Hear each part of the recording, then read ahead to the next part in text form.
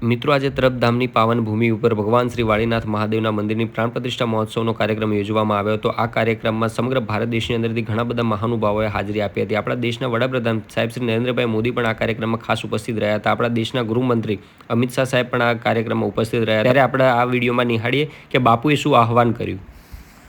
જય વાળીનાથ. તારીખ 22/2/2024 ગુરુપુષ્ય અમૃત સિદ્ધ યોગમાં બપોરે 12 કલાકે વાળીનાથ ભગવાનનો પ્રાણ પ્રતિષ્ઠા મહોત્સવ યોજાવા જઈ રહ્યો છે. આ કાર્યક્રમમાં દેશના યશસ્વી વડાપ્રધાન શ્રી ઉપસ્થિત રહેવાના છે, તો આપણા બધા માટે ગૌરવની વાત છે. તમામ ગુજરાતની ધર્મપ્રેમી જનતા, સમસ્ત રબારી સમાજના ભાઈઓ અને બહેનોનું મારું આહવાન છે, આપણે આપણા પરંપરાગત પહેરવેશમાં આ કાર્યક્રમમાં ઉપસ્થિત રહીને આ કાર્યક્રમની શોભા વધારીએ.